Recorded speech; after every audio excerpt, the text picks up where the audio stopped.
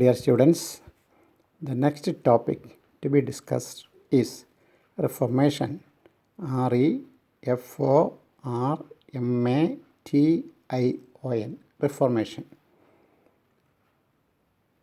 Renaissance ഇറ്റലിയിൽ ആരംഭിച്ചെങ്കിൽ reformation ജർമ്മനിയിലാണ് ആരംഭിക്കുക.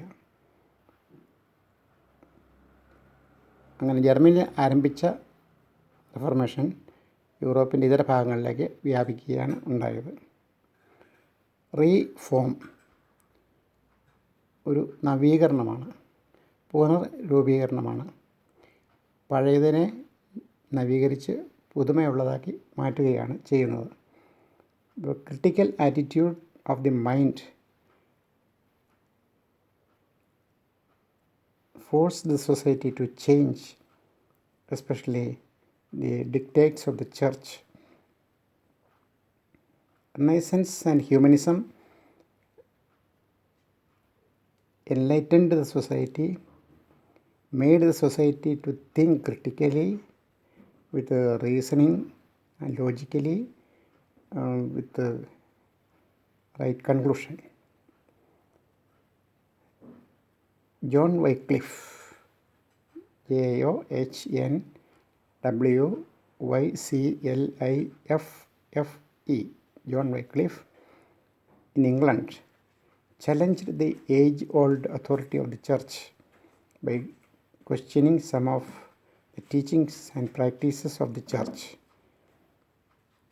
Wycliffe and Lollardi did not result in the establishment of a new church, but they inspired people to think.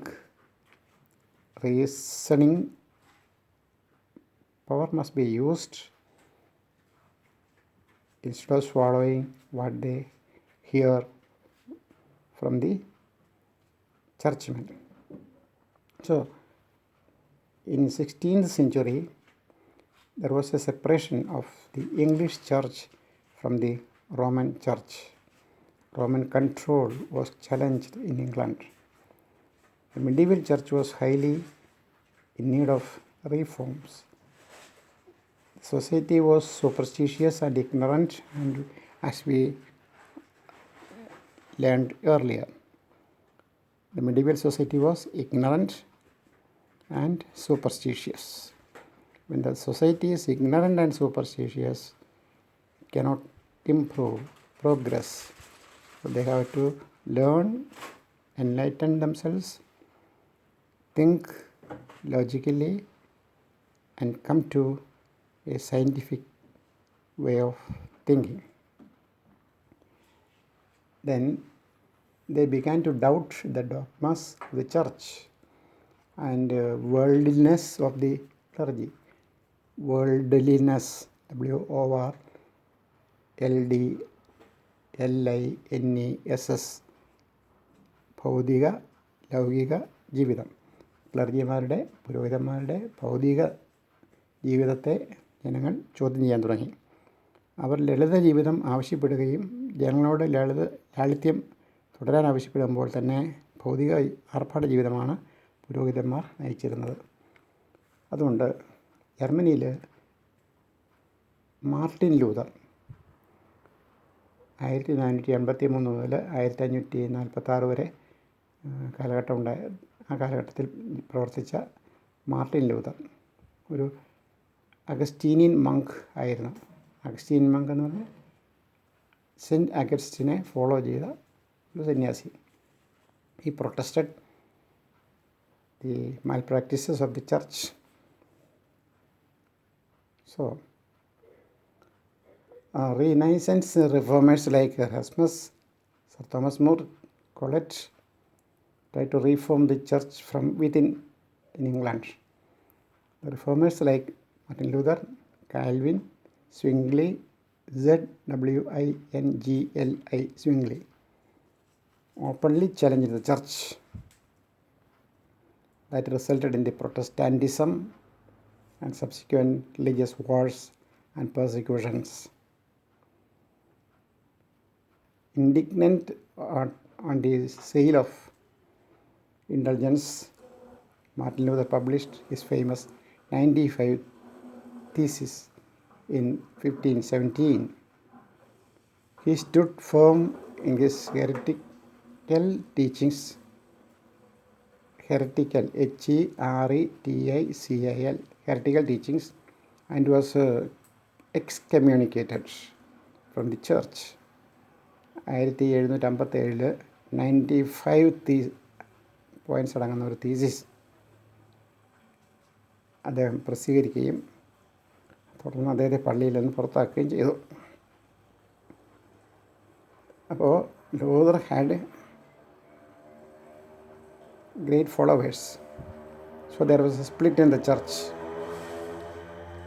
Church was split into Catholics who support the Pope and Protestants who protested to the misdeeds of the clerics, Pope and his followers. So this division was begun in England during the reign of Henry VIII. Okay. ഇവിടെ പുരോഹിതന്മാർ വളരെയധികം സ്വാർത്ഥമതികളും അഹന്തയുള്ളവരും വിദ്യാഭ്യാസം കുറഞ്ഞ ആൾക്കാരെ പോലെ ജീവിതത്തിൽ ആർഭാടത്തിന് വേണ്ടി തിരക്ക് പിടിക്കുന്നവരും പണക്കൊതിയന്മാരായിരുന്നു എന്ന്, പുരോഹിതന്മാർ അഭിനേതാക്കളെ പോലെ പെരുമാറിയിരുന്നു എന്ന് നമുക്ക് മനസ്സിലാക്കാൻ സാധിക്കും. ബൈബിളിൽ മത്തായി സുവിശേഷം 23-ാമത്തെ അധ്യായത്തിൽ ഇങ്ങനെ യേശു പറയുന്നു. അനന്തരം യേശു പുരുഷാരത്തോടും തൻ്റെ ശിഷ്യന്മാരോടും പറഞ്ഞത്, ശാസ്ത്രിമാരും പരീശന്മാരും മോശയുടെ പീഠത്തിൽ ഇരിക്കുന്നു. ആകയാൽ അവർ നിങ്ങളോട് പറയുന്നതൊക്കെയും പ്രമാണിക്കുക ചെയ്യുവാൻ. അവരുടെ പ്രവൃത്തികളെപ്പോലെ നിങ്ങൾ ചെയ്യരുത് താനും. അവർ പറയുന്നതല്ലാതെ ചെയ്യുന്നില്ല. അവർ ഘനമുള്ള ചുമടുകളെ കെട്ടി മനുഷ്യരുടെ തോളിൽ വയ്ക്കുന്നു. ഒരു വിരൽ കൊണ്ട് പോലും അവയെ തൊടുവാൻ അവർക്ക് മനസ്സില്ല. അവർ തങ്ങളുടെ പ്രവൃത്തികളെല്ലാം മനുഷ്യർ കാണുന്നതിന് വേണ്ടി ചെയ്യുന്നു. തങ്ങളുടെ മന്ത്രപ്പെട്ട വീതിയാക്കി തൊങ്ങൽ വലുതാക്കുന്നു. അത്താഴത്തിൽ പ്രധാന സ്ഥലവും പള്ളിയിൽ മുഖ്യാസനവും അങ്ങാടിയിൽ വന്ദനവും മനുഷ്യർ റബ്ബി എന്ന് വിളിക്കുന്നതും അവർക്ക് പ്രിയപ്പെട്ടതാകുന്നു. നിങ്ങളോ റബ്ബി എന്ന പേർ എടുക്കരുത്. ഒരുത്തൻ അത്രേ നിങ്ങളുടെ ഗുരു. നിങ്ങളോ എല്ലാവരും സഹോദരന്മാരാകുന്നു. ഭൂമിയിൽ ആരെയും പിതാവ് എന്ന് വിളിക്കരുത്. ഒരുത്തനം മാത്രമേ പിതാവായിട്ടുള്ളൂ, നിങ്ങളുടെ പിതാവ് അവൻ മാത്രം, സ്വർഗസ്ഥൻ തന്നെ. നിങ്ങൾ നായകന്മാർ എന്നും പേരെടുക്കരുത്. ഒരുത്തൻ അത്രേ അവൻ നിങ്ങളുടെ നായകൻ, ക്രിസ്തു തന്നെ. നിങ്ങളിൽ ഏറ്റവും വലിയവൻ നിങ്ങളുടെ ശുശ്രൂഷക്കാരനാകണം. തന്നെത്താൻ ഉയർത്തുന്നവൻ എല്ലാം താഴ്ത്തപ്പെടും, തന്നെത്താൻ താഴ്ന്നവൻ എല്ലാം ഉയർത്തപ്പെടും എന്നാണ് യേശു ശിഷ്യന്മാരെ മനസ്സിലാക്കി കൊടുക്കുന്നത്. അതായത് പുരോഹിതന്മാരുടെ അസ്വാഭാവികമായ ദൈവിക വചനവിരുദ്ധമായ ജീവിതത്തെ ഇവിടെ ചൂണ്ടിക്കാണിക്കുകയാണ് ചെയ്യുന്നത്. അതുകൊണ്ട് ഏറ്റവും പ്രധാനപ്പെട്ട ഒരു പോയിൻ്റ് ഇവിടെയുള്ളത്, വലിയ മഹത്തുക്കളാകണമെങ്കിൽ, വലിയവരാകണമെങ്കിൽ നിങ്ങൾ വിനയമുള്ളവരാകണം എന്നാണ്. അപ്പോൾ വിനയം ഉള്ളവർ ആണെങ്കിൽ അവരെ മറ്റുള്ളവർ ഉയർത്തിക്കൊള്ളും. അപ്പോൾ വിനയമുണ്ടെങ്കിൽ ഉയർച്ചയുണ്ടാകും. പകരം സ്വയം ഉയർത്തപ്പെടുകയാണെങ്കിൽ, അഹങ്കാരം നടിക്കുകയാണെങ്കിൽ നശിപ്പിക്കപ്പെടും, സ്വയം നശിക്കും എന്നാണ് ഈ പറഞ്ഞതിൻ്റെ ചുരുക്കം. ഓക്കെ. ഇവിടെ ബൈബിളിൽ മോശ എന്ന് പറഞ്ഞിരിക്കുന്നത് മൂസാ നബിയെയാണ്. മൂസാ നബി ഇരുന്ന അധികാര കസേരയിൽ ഈ പുരോഹിതന്മാരിയ്ക്കുന്നു, പൗരോഹിത്യം വഹിക്കുന്നവരിയ്ക്കുന്നു. പക്ഷേ പെരുമാറ്റം പറയുന്നതിൽ നിന്നും വിരുദ്ധമായിട്ടിരിക്കുന്നു എന്നാണ് ഈ പറഞ്ഞതിൻ്റെ ചുരുക്കം. So this cost depression and discontent among the people who questioned the authorities and demanded change, followed by the book of Martin Luther. In this case, there is an interesting episode also. Martin Luther, after excommunication, married an ex-nun and he was deadly against the celibacy. അതായത് വിവാഹബന്ധം ആവശ്യമാണെന്നാണ് അദ്ദേഹം വാദിച്ചത്. വിവാഹം ചെയ്യരുത് എന്നുള്ള church കൽപ്പനയെ അദ്ദേഹം ധിക്കരിച്ചു.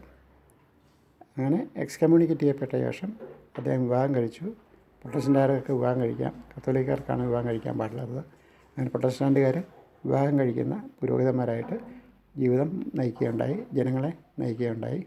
Celibacy ആവശ്യമില്ലെന്നാണ് അവരുടെ അഭിപ്രായം. ബാക്കി അടുത്ത ക്ലാസ്സിൽ.